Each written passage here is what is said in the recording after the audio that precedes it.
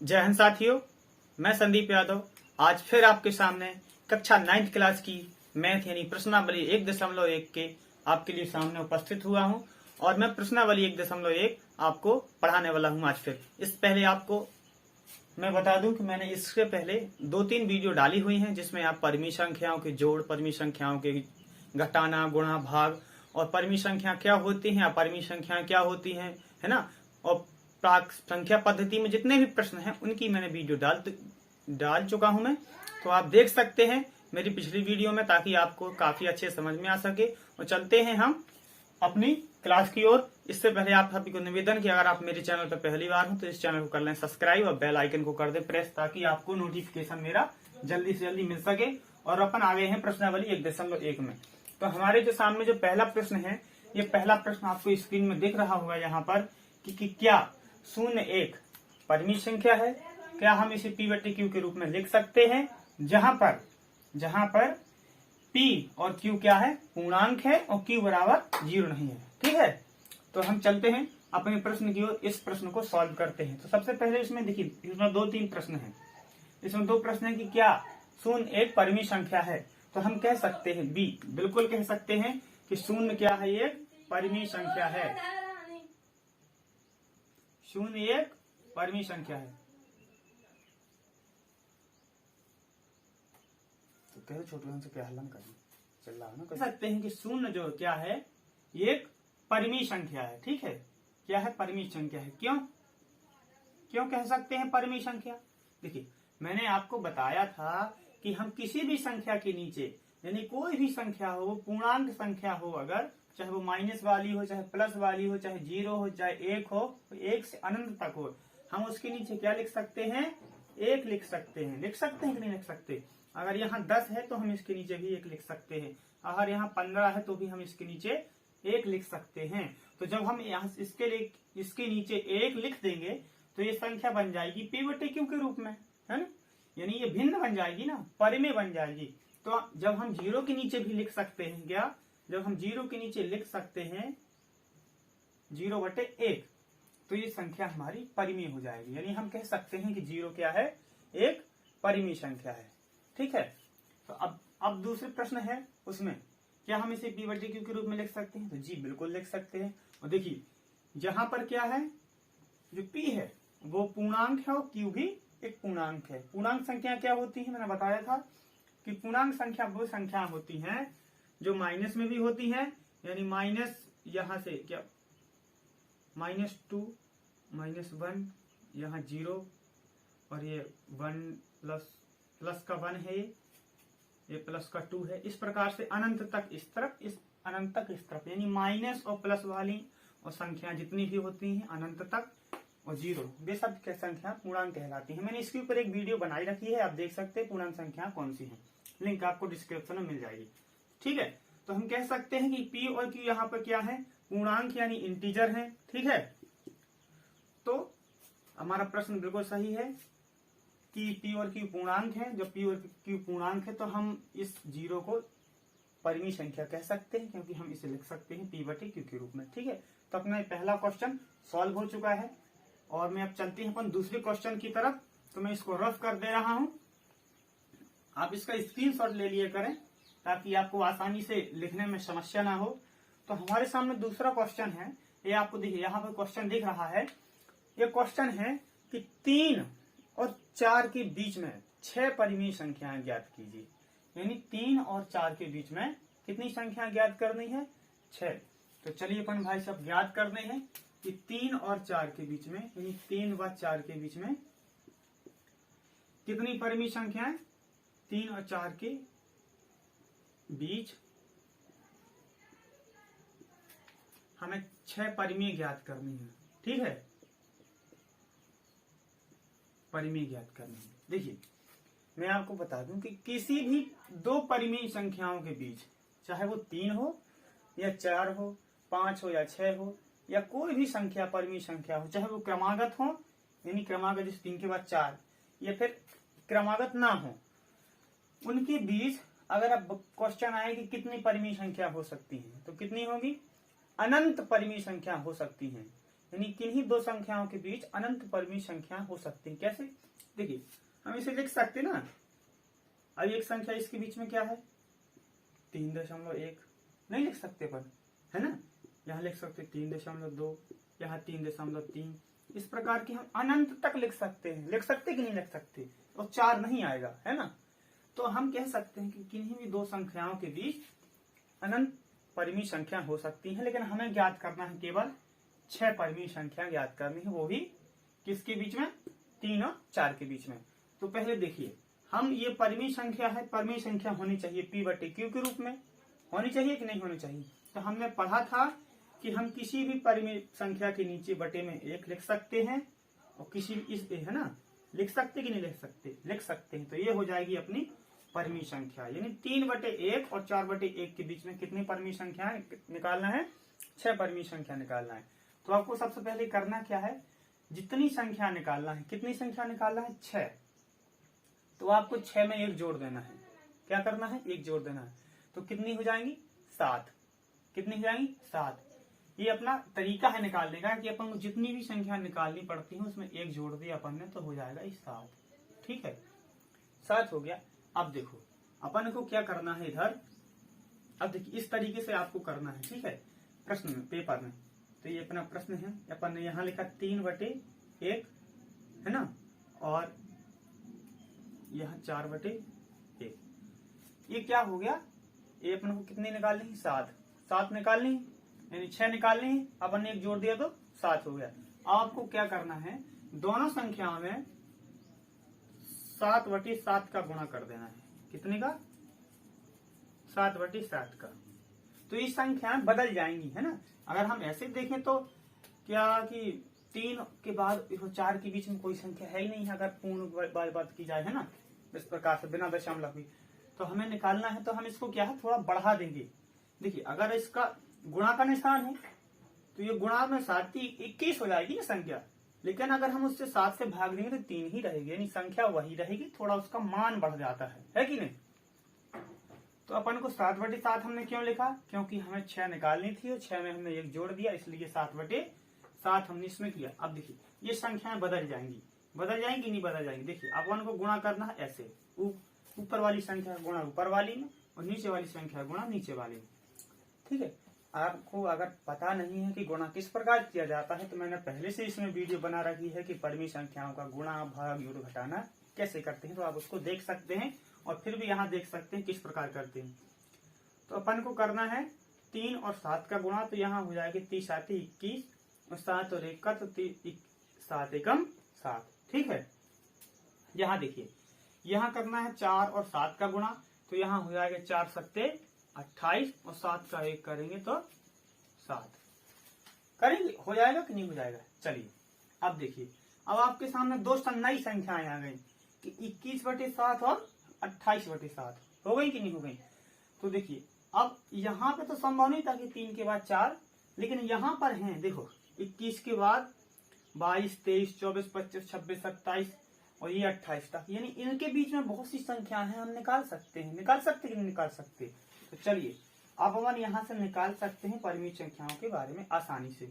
तो 21 के बाद क्या आएगा, इनके बीच में निकालना है, तो इनके बीच में क्या है, 21 के बाद 22/7, 22 के बाद 23/7 और 24 के बाद 23 के बाद 24/7, है ना।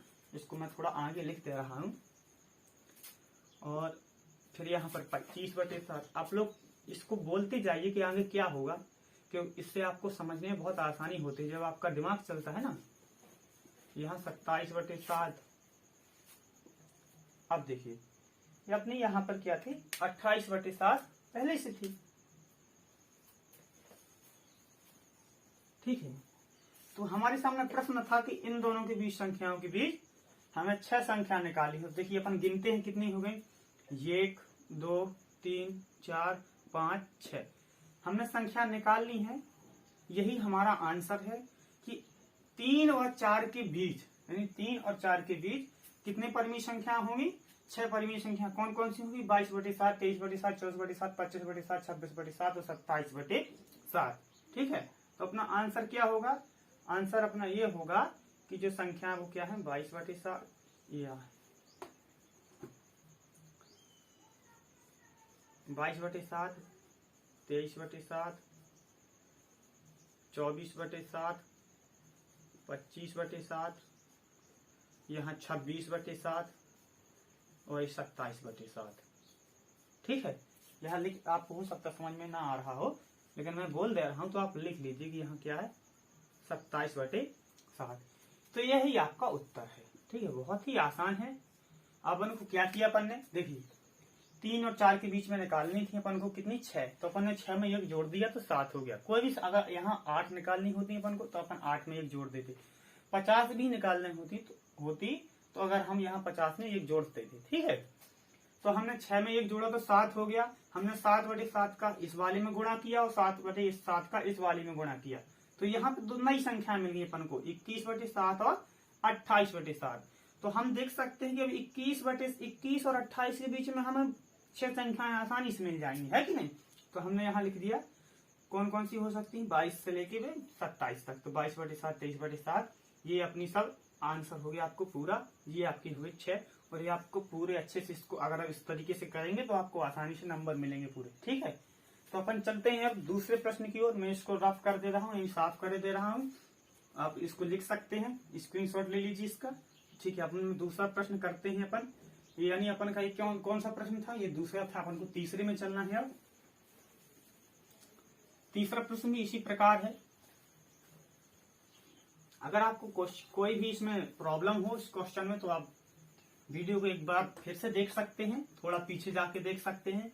अगर फिर भी कोई कंफ्यूजन है तो आप कमेंट बॉक्स में जरूर लिख के बताइए कि सर ये समस्या है हमें, तो हम उसका सॉल्यूशन आपको जरूर देंगे। ठीक है, आप देखिए अब अपने पास तीसरा प्रश्न क्या है।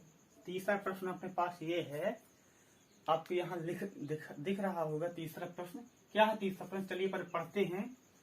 तीसरा प्रश्न ये है कि 3/5 और 4/5 के बीच 5 परिमेय संख्या ज्ञात कीजिए। क्या प्रश्न है कि 3/5 और 4/5 के बीच 5 परिमेय संख्या ज्ञात कीजिए। इसके पहले अपन के पास प्रश्न था कि 3 और 4 के बीच में, है ना। अपन को क्या करना है, अपन को निकालना है अब 3/5 और 4/5 के बीच में 3/5 और 4/5 इनके बीच में हमें क्या निकालनी है, 5 परिमेय संख्याएं निकालनी है। ठीक है, तो देखिए अपन को क्या करना है, अब यहां से समझने की बात है आपको। इनके बीच में अनंत संख्याएं हैं, निश्चित है, लेकिन हमें केवल कितनी निकालनी है, हमें केवल 5 संख्या निकालनी है। देखिए तो कैसे निकालते हैं, अपन क्या करेंगे, इनका अपन को बदलना पड़ेगा संख्याओं में, इनको बढ़ाना पड़ेगा, है ना। यानी अपन क्या है, हम जान सकते हैं कि अगर मान लो राम और श्याम 2 व्यक्ति हैं। ठीक है, अगर राम को हमने 10 रुपए दिए और हमने श्याम को भी 10 रुपए दिए तो बराबर होगा ना। यानी हम अगर उनके बीच में बुराई नहीं होगी ना। यानी आप जानते हैं कि अगर हम किसी भी व्यक्ति को एक समान भाग में कुछ दें या एक समान भाग में कुछ लें तो उन दोनों को बुराई नहीं रहती है कि नहीं। तो हम यही करेंगे, ये संख्या है 3/5 और ये संख्या है 4/5, है ना। तो हम इसमें ऐसा करेंगे कि इन दोनों को बुराई ना हो। ठीक है, कैसे, हम यहाँ पर इसमें कुछ ऐसी संख्या का गुणा कर देंगे इसका मान भी बढ़ जाए और उसी संख्या का गुणा इसमें कर देंगे इसका ही मान बढ़ जाए। ठीक है, कैसे करेंगे, देखिए अपन यहाँ देखिए क्या कर सकते हैं। अपन यहाँ 3/5 है जैसे, तो मान लो हमने यहाँ 2 का गुणा किया तो हमने 2 का गुणा ऊपर कर दिया और 2 का गुणा नीचे कर दिया। और यहाँ 4/8 है, 4/5 है, तो हमने यहाँ 2 का गुणा ऊपर कर दिया, 2 का गुणा नीचे कर दिया। अब देखिए यहाँ संख्या बढ़ गई, 3 दूनी 6 और 5 दूनी 10 हो गई कि नहीं, और 4 दूनी यहाँ हो गई 8 और ये हो गई 5 दूनी 10। अब देखिए 6 और 7 के बीच में क्या 5 परिमेय संख्या है, नहीं है। क्या है, नहीं है। तो हमें 2 का गुणा नहीं करना है, कितने गुणा करना है, 2 से और अधिक संख्याओं का गुणा करना है ना। तो अपन क्या है, यह मैंने आपको समझने के लिए बताया। देखिए आपको यहाँ से प्रश्न, आपका जो वास्तविक प्रश्न क्या है, यहाँ से सॉल्व होगा हल। अपन को ऐसी संख्या गुणा करना है जिसके संख्याओं के बीच हमें 5 संख्याएं मिल सके। तो अपन कितने गुणा कर दे रहे हैं, अपन गुणा कर दे रहे हैं यहाँ पर 10 का, यानी दोनों पक्षों में अपन को लिखना है यहाँ 3/5 गुणा 10,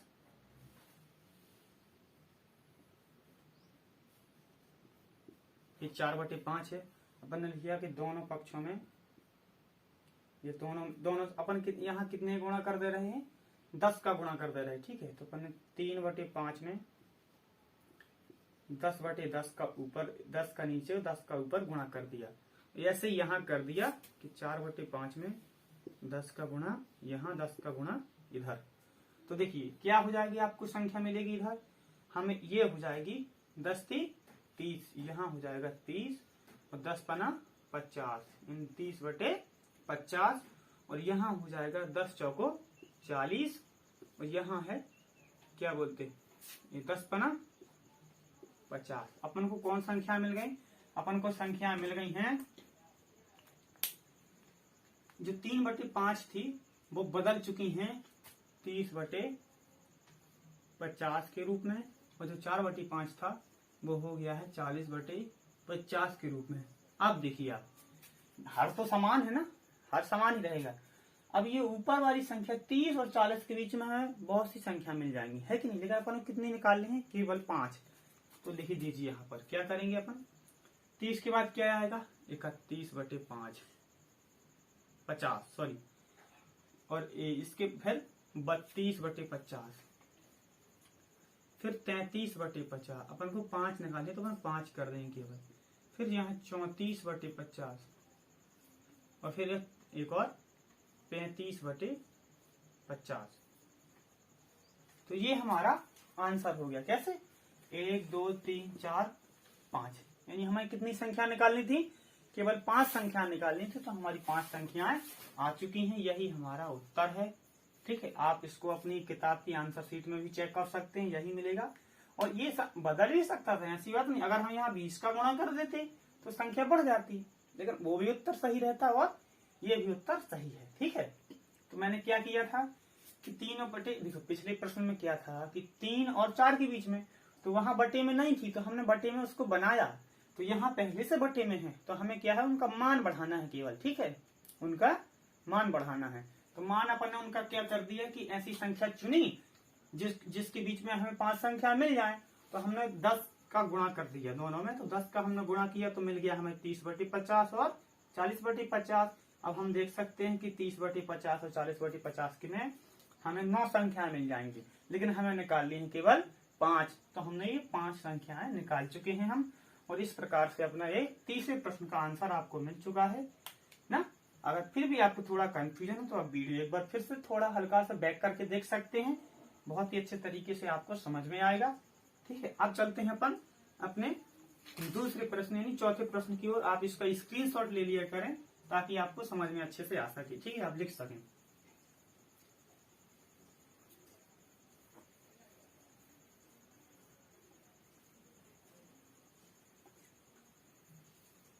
तो देखिए, अब अपन चलते हैं अपने चौथे प्रश्न की ओर। देखिए चौथा प्रश्न क्या है,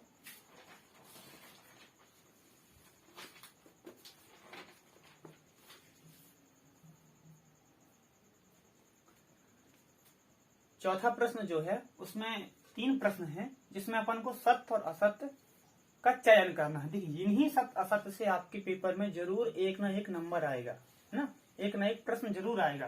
तो आपको इसको ध्यान से देखना है। ये मैंने प्राप्तक संख्या यानी संख्या पद्धति के प्रश्न हैं। तो अपन देखते हैं कि पहला प्रश्न क्या है। चलिए, तो आपको ऊपर स्क्रीन में दिख रहा होगा कि पहला प्रश्न क्या है, तो मैं उसको पढ़ दे रहा हूं।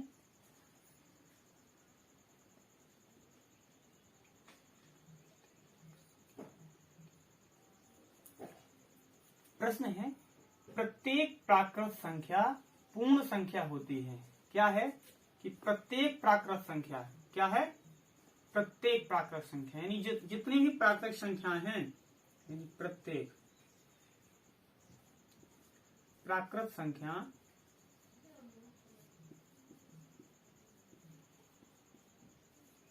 प्रत्येक प्राकृत संख्या क्या पूर्ण संख्या है ना? यही प्रश्न है आपके सामने। ठीक है यार, मैं कहाँ पर छोड़ा था प्रश्न? ये है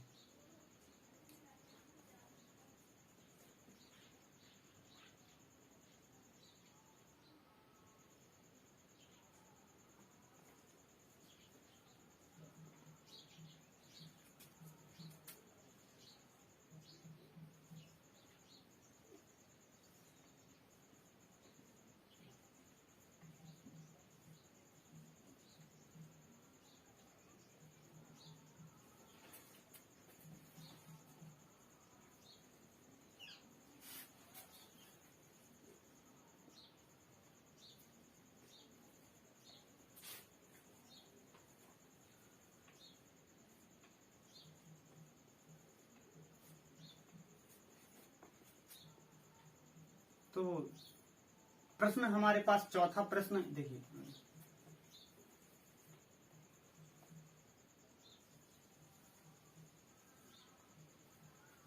तो देखिए अपने पास चौथा प्रश्न क्या है। चौथे प्रश्न का जो पहला प्रश्न है वो ये है कि प्रत्येक प्राकृत संख्या एक पूर्ण संख्या होती है, सत्य या असत्य? तो देखिए अपन को क्या करना है, ये पहली बात तो सत्य है, ये क्या है? सत्य है। अब आप पूछेंगे सर प्राकृत संख्या क्या होती है, पूर्ण संख्या क्या होती है? तो मैंने आप इसके ऊपर एक वीडियो बना के रखी है, तो आप उसको अच्छे से देख सकते हैं। लेकिन फिर भी मैं आपको यहाँ बता दे रहा हूँ कि जो प्राकृत संख्या होती है वो 1 से शुरू होती है अनंत तक। कितने तक? अनंत तक। और जो पूर्ण संख्या होती है वो शुरू होती है 0 से कहाँ तक? अनंत तक, है ना? तो देखो प्रश्न में है कि क्या प्रत्येक प्राकृत संख्या यानी जो इसमें है, यानी 1 से लेकर अनंत तक जो संख्याएं हैं वो क्या एक पूर्ण संख्या होगी? यानी प्रत्येक प्राकृत संख्या पूर्ण संख्या होगी। देखो पूर्ण संख्या क्या है? 0 1 2 3 से अनंत तक। तो यानी जो संख्या यहाँ है वो संख्या तो यहाँ है, यानी प्रत्येक जितनी भी प्राकृत है, यानी ये वाली जो है वो सब इसमें है ना? प्रत्येक प्राकृत में, यानी प्राकृत ही मैं प्राकृत लिख दे रहा हूँ, ये प्राकृत वाली है, नेचुरल नंबर है, ये पूर्ण संख्या यानी होल नंबर W से इसको प्रदर्शित करते हैं। तो जितनी भी ये संख्या है वो सब इसमें हैं, यानी हम कह सकते हैं कि प्रत्येक प्राकृत संख्या एक पूर्ण संख्या होती है। ठीक है, तो अपन ने ये सत्य है। ठीक, इस प्रश्न आएगा, आपको समझना है। ये सब मैंने अच्छे से बताया है संख्या पद्धति में, आप उसका वीडियो देख लीजिए, आपको सब संख्याएं समझ में आ जाएंगी कि कौन सी संख्या कौन होती है। ठीक है, तो अपन दूसरी प्रश्न की ओर चलते हैं। इसी में अपना दूसरा प्रश्न क्या है? दूसरा प्रश्न ये है, देखिए मैं पढ़ दे रहा हूँ किताब से, कि प्रत्येक पूर्णांक एक पूर्ण संख्या होती है। क्या है? प्रत्येक पूर्णांक क्या? प्रत्येक पूर्णांक एक पूर्ण संख्या होती है, यानी प्रत्येक पूर्णांक एक पूर्ण संख्या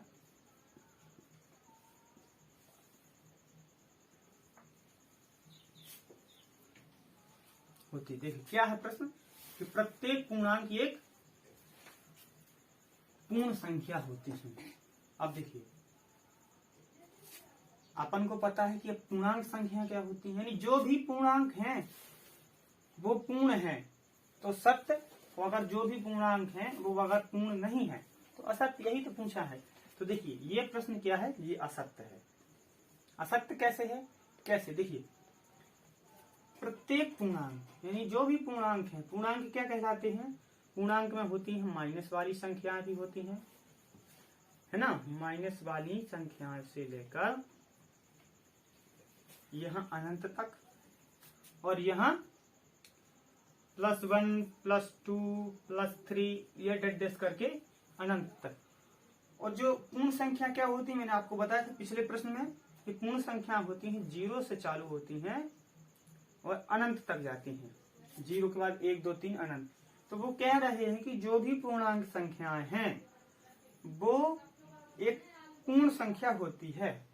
तो देखिए पूर्णांक में तो माइनस वाली भी संख्या है, लेकिन पूर्ण में माइनस वाली नहीं है। तो प्रत्येक पूर्णांक पूर्ण नहीं है, कुछ हैं हाँ जो यहाँ 1 2 आएंगे वो इसमें आएंगे, लेकिन तो प्रत्येक नहीं हो सकती है ना। कुछ पूर्णांक पूर्ण है ये बात सत्य है, लेकिन प्रत्येक पूर्णांक पूर्ण है यह बात असत्य है। दूसरा प्रश्न आपका क्या है, असत्य है। चलिए मैं इसको साफ कर, अपन तीसरा प्रश्न देखते हैं क्या है। तीसरा प्रश्न आपको यहाँ स्क्रीन पर दिख रहा होगा। तीसरा प्रश्न है हमारे पास, प्रत्येक परिमेय संख्या एक पूर्ण होती है। प्रत्येक परिमेय संख्या यानी परिमेय संख्या क्या होती है, P/Q के रूप में, ठीक है, P/Q के रूप में होती है। प्रश्न है कि प्रत्येक परिमेय संख्या पूर्ण होती है। अब देखिए ये भी असत्य है। कैसे असत्य है, देखिए पूर्ण संख्या क्या होती हैं, 0 से शुरू होती हैं, 1 2 3 4 और ये डेस करके अनंत तक। लेकिन परिमेय संख्या देखो क्या होती है, परिमेय संख्या में 0 भी होता है, 1 भी होता है, यहाँ अनंत तक, और यहाँ माइनस भी होता है। उसमें होता कि नहीं होता, यानी -2/1 लिखा है तो भी परिमेय है, -0/1 है तो भी ये परिमेय है ना, 0/1 है तो परिमेय है, -4/3 है तो ये परिमेय है। तो बताइए आप, ये माइनस जो है ये परिमेय है, लेकिन क्या ये संख्या पूर्ण है? अगर -2 लिखा है, -2 तो ये परिमेय है, लेकिन क्या है पूर्ण में? नहीं है ना। तो हम तो प्रश्न गलत, वो प्रश्न असत्य है ना। वो कह रहा है कि जितने भी परिमेय हैं, प्रत्येक परिमेय संख्या एक पूर्ण संख्या हो सकती है। प्रत्येक परिमेय संख्या पूर्ण संख्या नहीं हो सकती है, क्योंकि माइनस वाली भी संख्या परिमेय होती है, लेकिन माइनस वाली संख्या पूर्ण नहीं होती है, पूर्णांक होती है। क्या होती है? पूर्णांक होती है, पूर्ण नहीं होती है। तो ठीक है, इस प्रकार से अपना ये तीनों प्रश्न सॉल्व हो गए कि पहला उसमें सत्य था, दूसरा असत्य था और तीसरा भी उसमें असत्य है। इस प्रकार से अपना एक प्रश्नावली 1.1 पूर्ण हो चुका है। 1 है ना। अगर आपको कुछ भी इसमें कंफ्यूजन है तो एक बार वीडियो पहले बार फिर से रिवाइज करके देख लीजिए। अगर फिर भी कुछ समझ में नहीं आ रहा है तो हमारे क्या बोलते हैं उसमें कमेंट बॉक्स में आप उसमें लिख कर बता दीजिए, उसमें आपको मैं काफी अच्छे तरीके से उसका क्वेश्चन का आंसर दे दूंगा। और आपको इसी प्रकार से सभी क्लास यानी मैथ की 1.2 1.3 सब पूरा यानी A to Z जितनी आपकी बुक है मैं पढ़ाने वाला हूँ, वो भी अपने YouTube चैनल के माध्यम से, मस्ती वाला ज्ञान। तो आप सभी से एक बार निवेदन है कि अपने चैनल मस्ती वाले ज्ञान को सब्सक्राइब कर लीजिए और बेल आइकन को प्रेस कर दीजिए, चैनल को लाइक और शेयर कर दीजिए। जय हिंद, वंदे मातरम।